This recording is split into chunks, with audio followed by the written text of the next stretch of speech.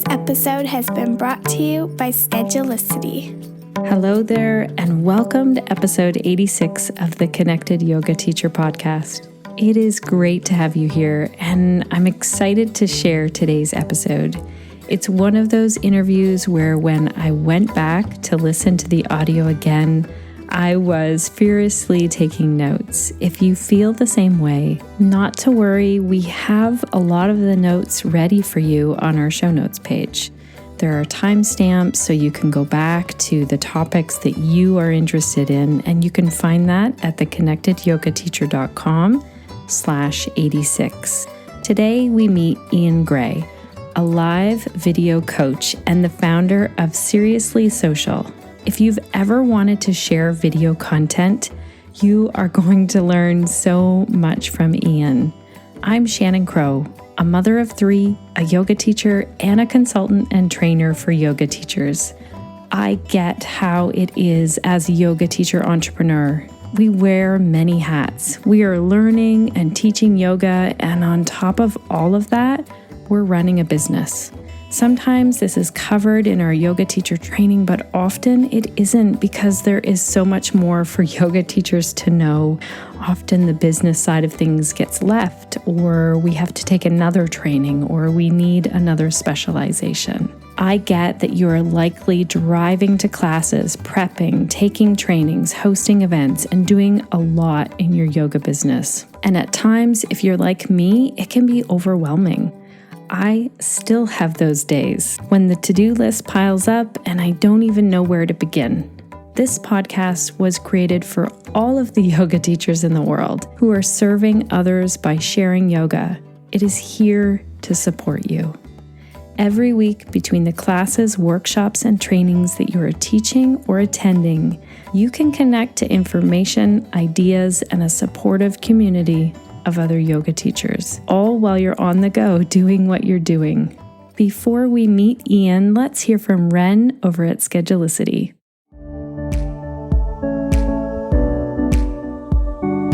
Hello, Connected Yoga Teachers. This is Ren from Schedulicity with the hot tip of the week. Schedulicity features easy-to-use integration with social media. You can add our scheduling widget to your Facebook business page in 2 easy steps. This allows people to book with you and sign up for your class directly from that page.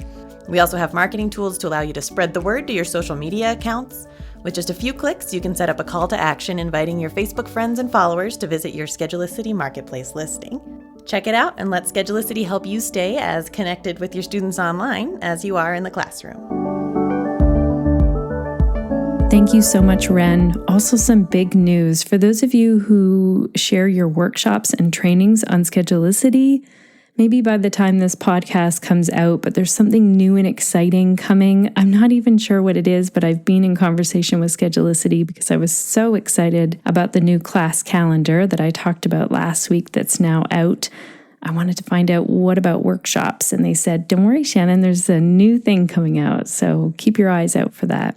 Ian Gray is an international speaker, trainer, teacher, web developer, and consultant who specializes in live video. He's the founder of Seriously Social, and I first saw him on his regular weekly Facebook Live show, which is the free-range social show. It's worth checking out if you haven't seen it before. Ian is passionate about live video, and as you will hear, he likes to make it easy to understand, and he believes that anyone can create live video. Ian lives near Manchester in the UK. He's a husband, father of 2, professional singer, and in his own words, I didn't say this, he describes himself as a geek. If you have ever considered sharing your yoga offerings via live video on any platform, get ready to dig in now and learn how you can either get started or improve what you're already doing with live video. Let's dive in and meet Ian. Welcome to the Connected Yoga Teacher Podcast, Ian. It's great to have you here today. Oh, it's great to be here, Shannon. Thanks for inviting me on. Yeah, I feel like I watched a live video. You were doing a live video on doing live video, and I thought, that's it. We need to have you on the podcast. So tell us, where are you from? So I live near Manchester in the UK. I've moved around a little bit, but so my parents are actually originally from Scotland, but Manchester is where I live now. Nice. And I saw on your About Me that you are also a father of 2 kids. How old are your kids? So they're 7 and 9, and they're quite a handful. They're great. I love them. Oh, that's a really fun age. Mine are all teenagers now. They're 13, 15, and 19, and I feel like they are quite a handful as well, but it's different. In a different way. And I bet that happened quickly. I mean, people keep telling me, enjoy this age. But I think all ages have their good points, and maybe their more challenging parts as well. So. Yeah, for sure. For sure. Everyone does say it goes fast. And my son was saying to me the other day, he's the 19-year-old. He'll soon be 20. And I think just that pivotal, no, I won't be a teenager. He said, I need to figure out what I'm doing with the rest of my life. and some of us are still trying to work that out. That's what I said to him. Me too. That's so good. So tell us, what got you interested in doing and really focusing in on live video? Because you have a weekly live show, correct? Yeah, I do. It's a really kind of weird path really to where I got to. So I back in the day, as a kid, I was a bit of a geek. I loved technology, but I was also fascinated and loved music. My mum was an opera singer, and I ended up studying to be a professional singer at the Royal Northern College of Music. And then after that, I set up a web agency to build websites for my musician friends, and then broadened out and did websites for businesses and organizations. And then I launched a blog on social media because I was fascinated by that. And that really catapulted me into the social media world, ended up allowing me to speak around the world at conferences. But I still had there was this kind of separation between my love of technology and my love of music. And I wasn't really sure how to bring the two together. And then came along live video. And it really is this kind of mix of technology. You have to get the technology sorted to a degree, but it's a performance in a sense. It's you in front of the camera. And I suddenly realized that I had this gift of teaching. I've taught singing for many, many years. I've got this love of performing, and I've got this love of technology. And also, I have to admit, if I'm going to be honest, I do get nervous, and I still get nervous when I perform on stage and when I'm on live video. And I think that empathy helps me help other people who struggle with those things, whether it's confidence in front of the camera, confidence with the technology, or confidence in knowing what I have to say in front of the camera. I think that allows me to empathize with people and help people. Right. It's so true. I wonder if every single person gets nervous, or if there are some people that are just like, because everyone I talk to who does a podcast or a live video, they tell me that they get nervous. Well, I think there are some people that don't. I have met one person who says they don't, and actually they feel almost bad for not feeling nervous. And so if you are one person that doesn't feel nervous, then that's great. You're not this weird person. It's just the way you are. But I think most people do. And actually, some of the real professionals that you see, the people out there that you see do a live video, and they look like they're not nervous, they look like they're fully in control. You know what? Underneath that, they are actually probably really very nervous still.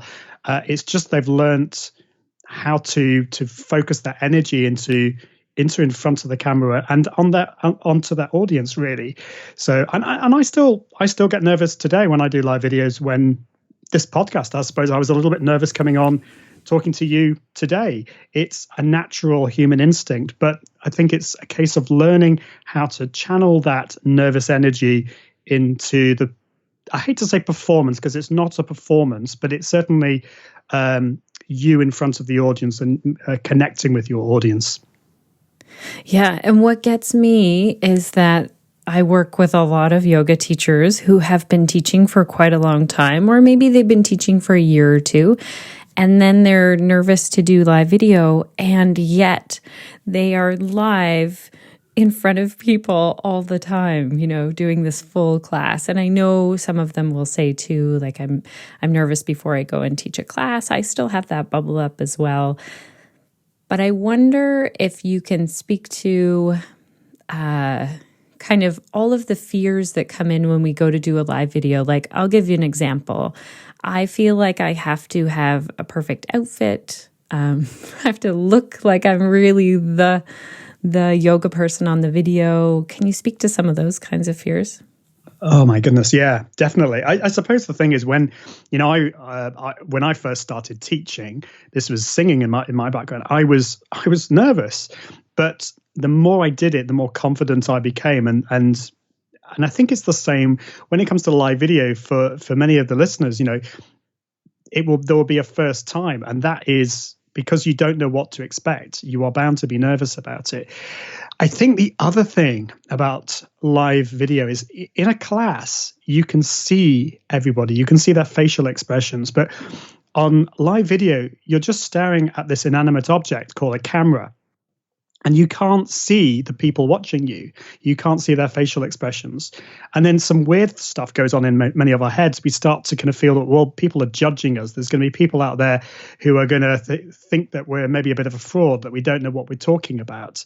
That's imposter syndrome, which many of us can suffer from. So I think we can overthink things. What I would suggest that people do is start small. Start just maybe in a more of a private situation. You can go live just to yourself to begin with, and then live to a smaller group of people, and build it up from there. But the fact that you're feeling all these things just shows that you're normal, and actually it shows that you really care. But those things can actually stop you from connecting with your audience. I would go to as far to say that actually you could be in danger of being quite selfish about this and thinking so much about yourself, so much about the way you look, and so much about getting it perfect, that you're actually stopping your audience from hearing your amazing message. There are people out there that really want to hear from you, and you're letting all these other factors get in the way. And I'm guilty of that, but we've got to stop it and actually just get on with it. And there are ways of helping with that, which I'm happy to share with you. Sure. Do you want to go into that of how we can deal with that? Well, the first thing is just to be aware of those issues that you may be facing, and but the second thing is to be aware that live video, the whole beauty of live video is that it isn't perfect. You can do pre-recorded video and make it look as perfect as possible. You can edit it to the nth degree. But actually, one of the reasons why people love live video is that it's raw and authentic. And so it's actually, when you get round to it, it's a really quick and easy way to produce content.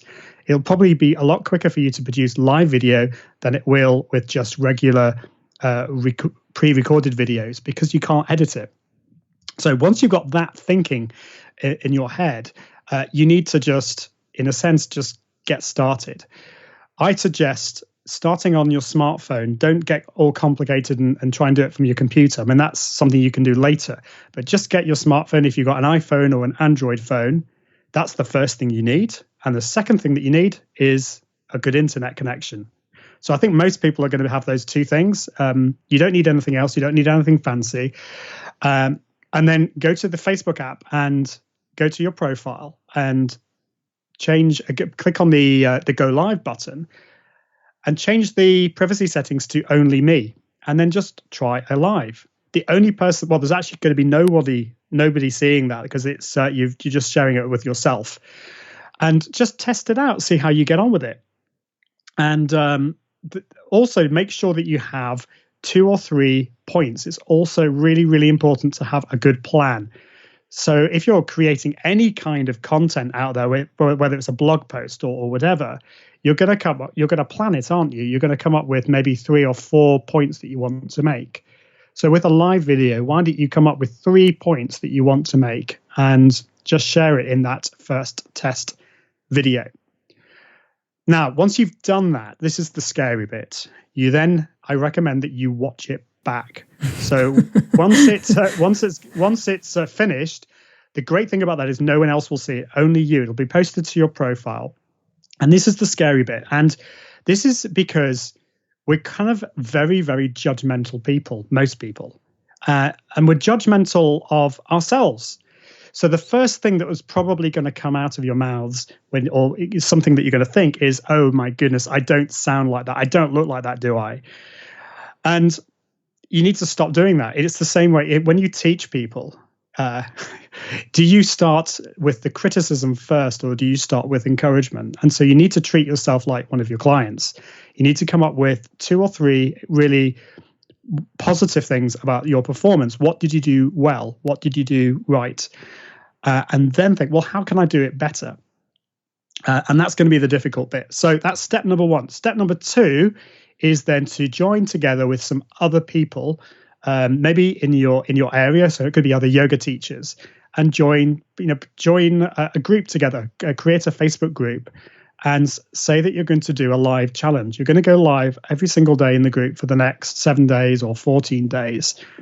And the great thing about that is it doesn't matter if it messes up, because you're all in the same group and you're all wanting to do the same thing. You can all encourage each other. So that's another great way. While you're doing all of that, if you're, well, before you get onto that, if even that is really, really scaring you, then there's another way that you could think about this. I don't know whether many of your listeners are into Instagram, use Instagram, but Instagram stories is a great introduction to live video, because they're only kind of 15-second short little snippets, little videos that you can do on a daily basis. So what I would recommend is, say you're going to give yourself a challenge of sharing little snippets, little stories of your day, 15 seconds each time. And the great thing about that is they only last for 24 hours. So, and you can record them again if they don't go well. And that is a great way just to get yourself in front of the camera, get used to yourself in front of the camera, and also being consistent. So that's how I would start. But really, you just got to get on with it and don't overthink it, and make sure that you don't try and make it perfect, because live video is not about being perfect.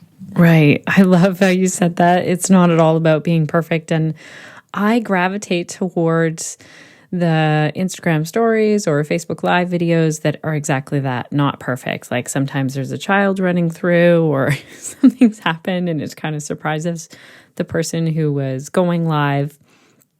And when you said the challenge, I think this is what propelled me into jumping into doing live videos. So there was a challenge. I did exactly what you said. I recorded just for myself first, and I think it was like sideways, and there was something else. I remember the lighting was really off, so it gave me a real chance to see, like, oh, I would not click on watch this video. So it's sideways and really dark. And that's how I kind of got into that. And then I did 10, it was like the challenge was to do 10 live videos. I think it was within a month. And it was terrifying every single time. Now, that was on my Facebook page, I guess. That might have been part of it, is that it didn't matter where it was, but I guess that's where I chose to do it. Like jump in the deep end right away. So I like what you said about kind of getting a group together and doing that live and practicing it. Yeah, and I think it's being consistent. I think you do need to do it daily, because if you get out of the habit, then it's going to be more difficult the next time. It's kind of like going to the gym or doing any form of something that may be a struggle to begin with. If you get out of the practice, it's going to be far more difficult the next time. So, I mean, I did a similar thing when I was really trying to learn live video. This was a couple of years ago. I did this silly thing of before Christmas, I sang a Christmas carol in the morning, or I kind of like did the bass line of a Christmas carol in the morning. And I asked people to kind of guess which one it was. And then later on in the day, I'd go live again and I'd sing the Christmas carol. And I did that for the 12 days running up to Christmas. That meant 24 live videos in 12 days. Wow. And oh my goodness, everything that could go wrong went wrong. But I learned so much. And actually, I owe a lot of my knowledge today from all the mistakes that I made. And so you actually have to be prepared for things to go wrong. You know, in Facebook Live, still to this day, can be a little bit buggy. You'll sometimes find your internet may go down. things like what you said, this is a common problem. You start your live video and actually you're sideways or something, maybe there's a lovely story of somebody doing a live video in their home office, and their home office was so messy there was kids stuff around and papers, but they got one tiny corner of the office beautifully pristine. The background was wonderful. And then they went live and then inadvertently pressed the change camera button. So it went to the rear camera and everyone saw their messy office. But, it's things like that show the human side of our lives. We're trying to so much cling on to this illusion of our perfect lives. And the fact is we don't have perfect lives. We live messy lives. So why not share a little bit of that with your audience? I know that's scary. That's a bit of vulnerability there, but that's what people love. When things go wrong, when on our live show, my co-host, her cat jumped on the table and the webcam fell over, and it was hilarious. It was one of our most fun moments. So embrace imperfection. Yeah. Oh, that's so true. I like what you said about consistency. Now, I have a question when you said Instagram stories. So I'm trying to get on Instagram stories a little bit more. And I have certain ones that I tune into almost daily. Like I'll look at some of the people that I follow and I guess Instagram knows it puts them first. Yes. And so which platform should we choose? So we have Instagram, Facebook, YouTube. Any other big platforms that you talk to there's people about? Periscope. And there's probably going to be more. There may well be. LinkedIn doesn't have a live platform yet, although by the time you're listening to it, it may do. There's talk of LinkedIn doing that. But yeah, so when I was talking about Instagram stories, that's really a way of you getting used to getting yourself in front of the camera. But yeah, you're right. There's many different platforms here. And the answer really is down to two things. It's first of all, where is your audience? And second of all, which platform do you feel the most comfortable with?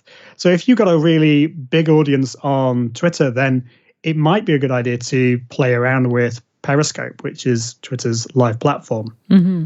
It's not as popular as it used to be. When it came out a couple of years ago, people were getting hundreds and some people were getting thousands of viewers all at the same time, and it was a great platform. These days it's not so much, but it kind of depends on your audience. If you've got a really active Twitter audience, then check that out. I think for a lot of your listeners, Facebook is probably going to be the big one. That is still the biggest network out there. It's a very visual platform, great for video. And so I think Facebook Live is definitely probably the one I would start off with. YouTube Live. So YouTube Live is, I would say, it can be a little bit more techy. You can still do it from your phone. If you've got a really good active YouTube channel, then you could experiment with going live on YouTube. And then at the end of it, that YouTube live video will then become a regular pre-recorded video for your channel as well. So that could work well.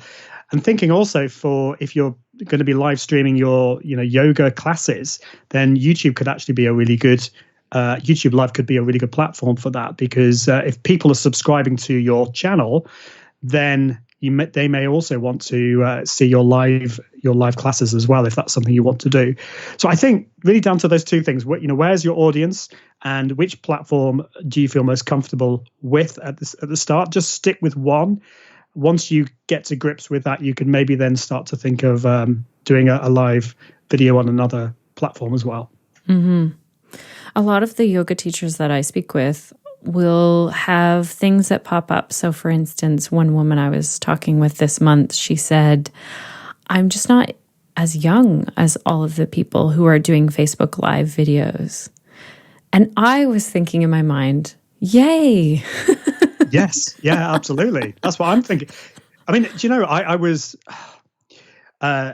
looking at some exercise videos. I'm trying to get fit, and my wife is doing Pilates exercises and things like that. And we were looking for YouTube videos, and I was getting really depressed because all the videos were by these really young, fit people, and I was thinking, is there anyone who's my age who's maybe, because I'm quite short and And I just wanted somebody who maybe kind of matched a bit more of my profile. So I think we need people who don't fit the kind of the stereotype, and we need older people. We need people of different, body sizes, and I think we need more of that. So again, that's coming back to that, it sounds really harsh.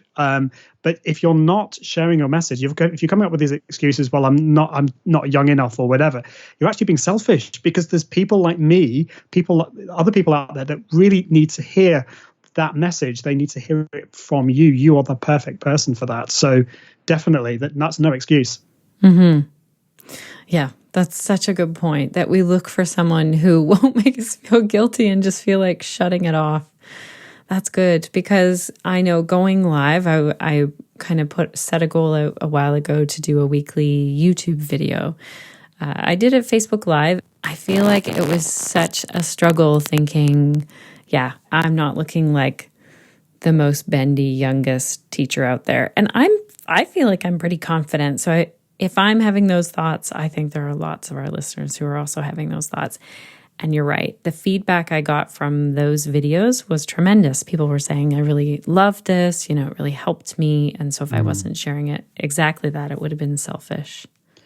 Well, the other thing is, coming back to platforms, if you really are, still getting afraid, every time you're doing these, then actually Instagram Live is probably a good place just to get your feet wet, because you have the option of it because it's on a mobile only platform.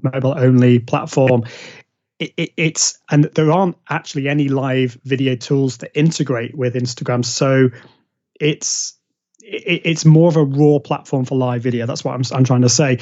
Actually, it's a good one to start with, because the barrier is lower. It doesn't need to be. It's very, very difficult to be overly professional on an Instagram live video, whereas the likes of Facebook and YouTube, there are some people out there that have got spending tens of thousands of dollars on a live video studio, where you can't do that really with Instagram. So that's probably a good place to start. And also, you don't have to then publish it to Instagram. You can just then delete it afterwards. So you've just had that live element. So another thing to think about. Mm-hmm. When you go live, you have a split screen on your show. So that's and you go live on Facebook. What is it that you use to do that? So, yeah, there's a number of tools you can use. Actually, on the smartphone app, or for iPhone and Android, you can bring in a guest. So you can do a split screen through your page. So the way you would do that, you would go live, and then you can then bring in a live viewer onto the show, and they'll become a kind of on the split screen.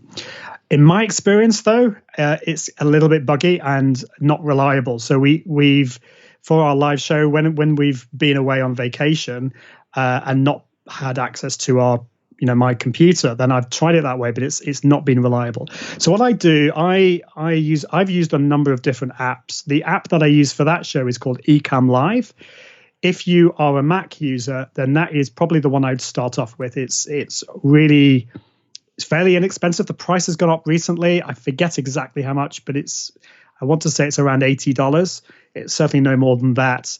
And it's a really, really good piece of software. When I first started, I still have a PC, so I'm a PC and a Mac user. The tool that I used was OBS Studio. And you can do split screen on that. The only thing with that is it does require a little bit more of a technical knowledge. It's a bit more of a tricky one to bring guests in. Whereas with Ecamm Live, you actually just bring them in on Skype and it all works magically. Okay. Oh, that's good to know. And is it true that you can also invite a guest on Instagram also, or? Yes, you can. Yeah. And so Instagram, as I said before, it's only available on the mobile app. And it works in the same way like as Facebook. You just, as soon as you see your live viewers, you can then bring one of your live viewers in, and it's split screen in a different way. It's actually top. So it's a portrait mode. So you'll be at the top and your guest will be at the bottom, as opposed to side by side.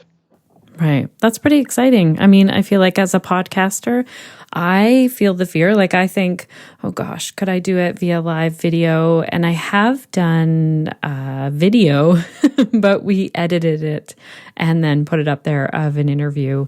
But that should be that could be on my list of challenges to kind of like feel the fear, do it anyway, and learn as I go, and do a live podcast would be fun.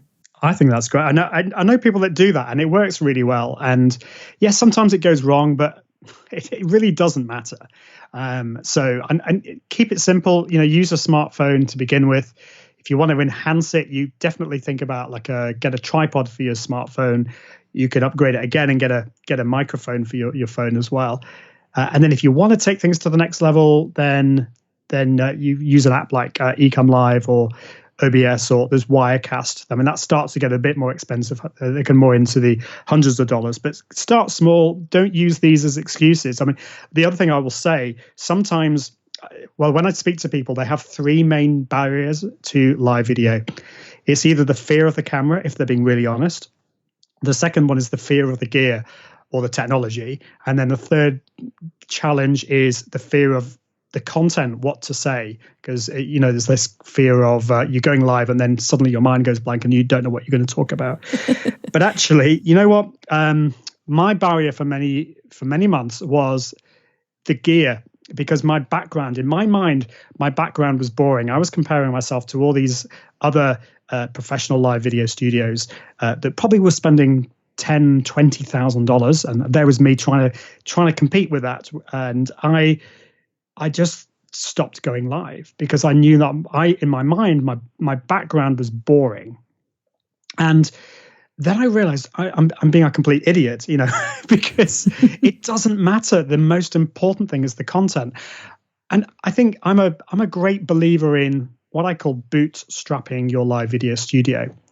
If you got tens of thousands of dollars to spend at the start, by all means, create your own professional live video studio.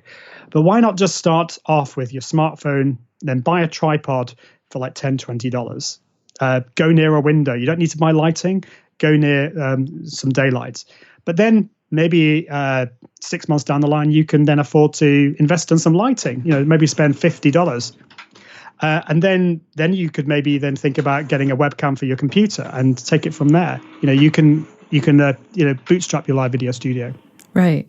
That's such a good point. And so you had touched on content and you said to have a few points. Do you write those out? Do you have like something that you're looking at? How do you kind of hold those 3 points in your mind so you don't go off track? Yeah. So because I'm quite used to the format, I don't have to rely so much on it now. But when I was starting, I definitely had bullet points of the structure of the live video. Mm-hmm. And so what that would be there's a few things. For example, when you go live, it's very, very difficult to know what to say because you've gone live and then suddenly your brain turns to mush. So I came up with a few things in the bullet points to remind myself. So the first thing was to introduce myself. I know that sounds silly, but introduce yourself, say your name, and then tell people the name of the show. So for me, it would be, for our free range social show, I would say, hello, it's Ian Anderson Gray and Julia Bramble, who's my co-host. This is the free range social show.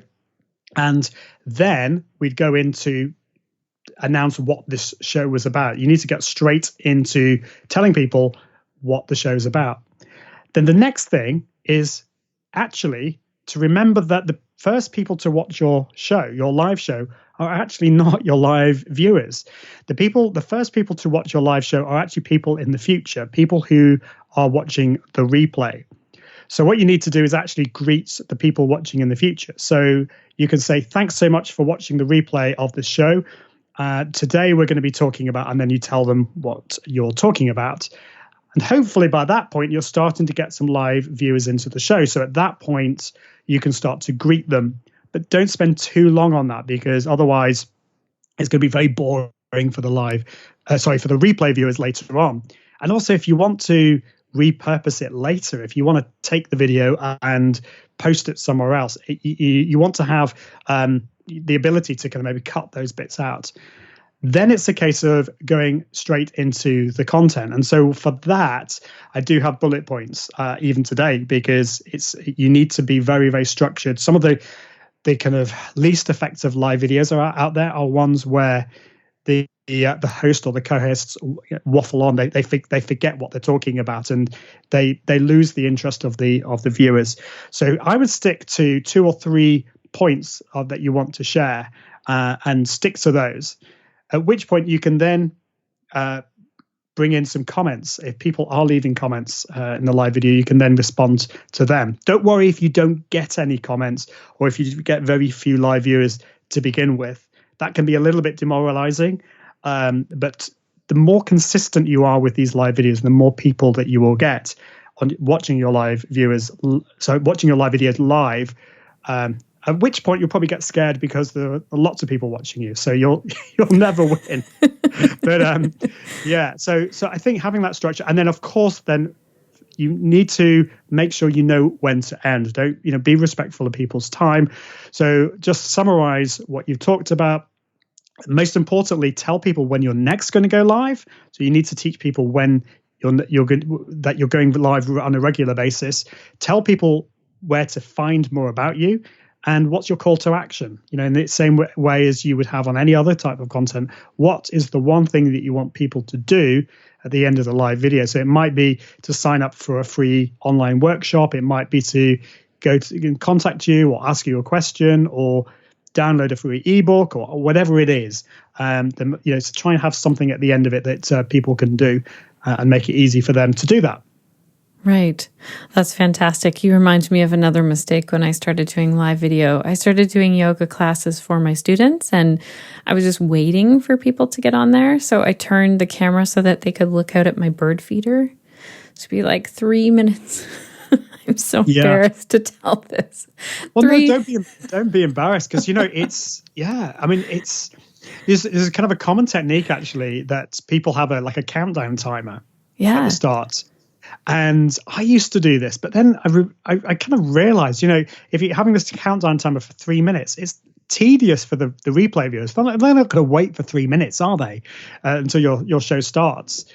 So actually, just a little bit of a tip. So what we do for our live show is we have a countdown timer at the beginning of the live video for 3 minutes. And by the way, in the likes of Ecamm Live, you can do that. You can actually have a countdown timer, but you don't have to physically have a countdown timer on the screen. But that's part of the show. The first 3 minutes is kind of what we call the pre-show. It's that we introduce we welcome our live viewers, so our replay viewers, sorry, and we introduce the show, and then we have a bit of a chit chat. It's a bit more of an informal part of the show.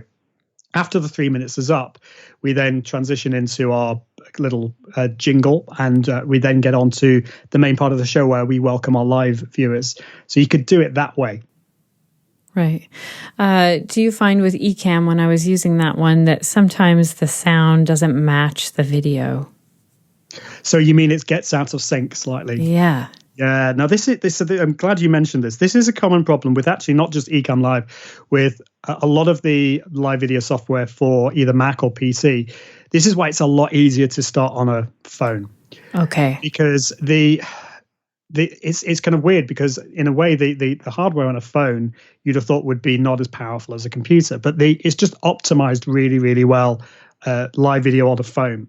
When you do live video on your computer, you do need to have a relatively powerful computer to be able to do it. And so if you're using a Mac, if you're using like a MacBook Air or a MacBook, you may struggle, because your processor, I mean, this, not to get too technical, but your processor is the brains of your computer. And if it's not powerful enough to encode the video, to transfer the video from you into a format that then Facebook or YouTube can use, then sometimes the audio and the video is going to get out of sync. Right. So there are a few things you can do. First of all, obviously, make sure you do have a relatively powerful computer. I can give you some technical specifications for that, but I don't want to completely bore your listeners. But a few other things that will help. First of all, do a restart of your computer before you go live. That's really important. Second thing, make sure that you plug into your internet connection. So try not to rely on Wi-Fi if you can possibly help it, because you need as much internet speed as possible. Third thing, just check your internet speed. So there's a free app called speedtest.net. If you have got an upload speed of at least 5 megabits per second, you're good to go.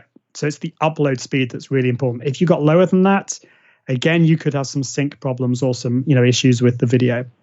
The next thing that's really important is to close down as many apps running in the background as possible. So if you're running Windows, load up Task Manager and close as many apps running in the background, particularly apps such as Dropbox or Google Drive that may be syncing in the background. And on the Mac, you can do the same. You can go to, I think, is it Resource Manager? I forget the name of it. Let me just find it now. Activity Monitor, that's the one. And force close all the apps running in the background so that you're giving your computer as much chance to broadcast the video as possible. And then also make sure in the house or your office or wherever you are, your studio, make sure there's no other devices on the network that could be clogging up your internet speed, such as, your iPad could be downloading a whole new version of iOS in the background. Right. And you didn't know about that. Or your teenager could be live or streaming video. Yeah. Exactly. or the kids on Netflix, and I'm always like, I have all devices off now. They don't like staying home on podcast day. Yeah. So it's podcasting takes some bandwidth, but live video takes a lot more. So yeah, you need to. It's a combination of all those things, and just keep. If you can be as patient as possible, there will be some days you will want to probably throw your computer out of the window, but just keep working at it, and you will get there. But I think the main thing is do make sure that your computer's powerful enough. Yeah.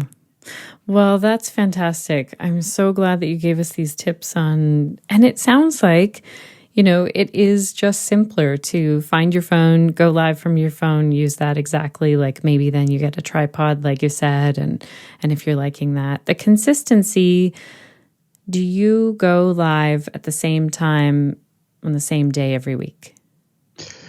Yeah, we on the whole we do. We can't always do that because life happens, things get in the way. But we do try and be consistent because people will. What you want is you want your audience to expect you to go live, and if you don't go live at that time, you want them to miss you. It's kind of like that with other types of content. So I would say to begin with, maybe try a few different times, just see what works for you, but then try and be consistent with that. As well as having a live show, why not do some impromptu lives where you're kind of walking down the street and you want to share something about the area that you live, the location. Maybe you want to share some thoughts, things that you've been thinking about recently. And so you can do like some impromptu lives, which are just random. They're at different times during the week. Maybe try a different platform. Try that on Instagram or try that on Periscope. But if you're going to have a regular show, I do think that it's good to have that at a set time every week. I think that does make sense. It's also going to help you to be consistent and you to turn up at that time. It's a lot easier. You can schedule that in your calendar and make sure that you turn up then, and also that you're going to spend that time preparing for the promotion of that video and also planning the actual content for that video as well. It's a lot easier to do that if you know when it's going to be. Mm-hmm. Oh, that's such a good point. Thank you so much. I feel a little more inspired to get back to doing some live video. And I am curious if our listeners will also feel the same. Maybe you'll see a big spike in yoga live videos. That'll be fun. Well, I hope so. I really do, because there will be people out there that really want to see these videos, these live videos from all types of yoga instructors. So I hope people do feel encouraged just to embrace their imperfections and just go for it. And if you're feeling scared, I totally understand, but everyone's scared of this, or most people are. So just go for it. Thank you so much for your time today, Ian. Oh, it's a pleasure. Thanks for having me on. All Alrighty, connected yoga teachers, are you feeling a little more inspired to share some live video? I know that I had some huge aha moments in this, and I feel like I know these things, but hearing Ian go over the whole list of things really inspired me, and I've been on my Instagram stories a little bit more because of this episode.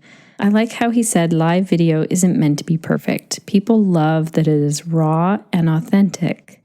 And so it's quick and easy to produce. So I think this is a really freeing thing if we know that it doesn't have to be perfect. We just need to put it together and look at some of the live video that you love to watch. My guess is that it isn't perfect, that it's raw and it's authentic. Another key takeaway was to really find the audience and the platform that you feel comfortable with. So Ian said this, and I think it is amazing if we can just focus on one platform instead of trying to do them all. So I'm curious to hear from you, and I'd love to read it in the show notes of where you are sharing some live video. Maybe you want to also post it in the Connected Yoga Teacher Facebook group. That would be fun. We did a little live video, so maybe I'll pop in there and do a live video encouraging people to share some more.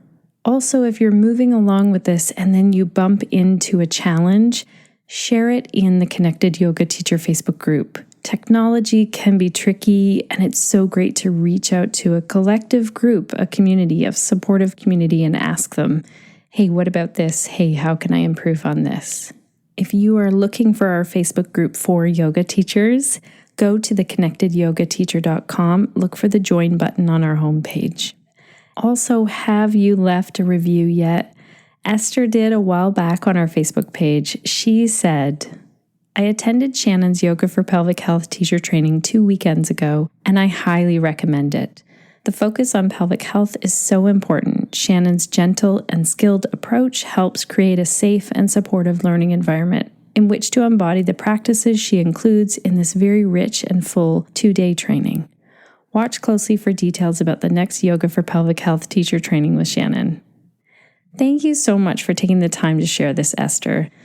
It is such an honor to know that other yoga teachers in our community here are learning and sharing yoga for pelvic health. I'm just thrilled to be a part of that. Speaking of yoga for pelvic health, I wanted to share a story. Just this week, a yoga teacher from Ontario reached out to me and said that she couldn't attend the in-person Yoga for Pelvic Health yoga teacher training this time around. She then asked if we could work on some of the material by meeting up virtually. I hadn't thought of this idea before, but it makes so much sense. Her and I can now meet for an hour at a time every 2 to 4 weeks, kind of what we decide and what works for her. So the plan is that I will teach her as much as we can cover in an hour. I can demo the yoga poses, and I can see how she's doing with them while we're online. Then she can take the information and the yoga, practice it, then go out and teach it, and come back and ask any questions as we continue to learn. What is great is that anything that she would have to do in person, I am going to make a note of, and we're going to do that at a later date when we can meet up in person. I think this is an amazing thing and an amazing way to share a course and the content of a course. My plan is to record it via Zoom, and so then I can give her the video content so that she can refer back to it. The reason I want to share this with you is because I wonder if you're like me. Maybe there's a content delivery method that you haven't thought of yet for your own yoga offerings. It took someone asking me for this offering for me to even consider it, for me to even have it in my mind. So that's why I wanted to share it with you. Also, if you're interested in taking the Yoga for Pelvic Health training with me, you might consider this option. So there's the in-person one, but it's not running again until the fall of 2019. There's the online version, but it's only 8 hours. So you might consider working one-on-one. Even if you've already taken the online or the in-person one, you might consider just having a call to refresh and have some one-on-one consultation time specific to Yoga for Pelvic Health. And I'd love to hear from you. What other offering do you think that you could share? Maybe it's more one-on-one. I know some of you in our Connected Yoga Teacher Facebook group have told me that you teach yoga teacher training one-on-one. So I wonder, and I'm curious to hear if anyone is thinking of ways that they can do that. Okay, Connected Yoga Teachers, time to sign off. Big thanks, because today's episode is possible because of Laura, Samantha, and Suzanne, and most of all, you, the listener. Stay connected to self, to your practice, and to your community so that you can share the yoga that lights you up.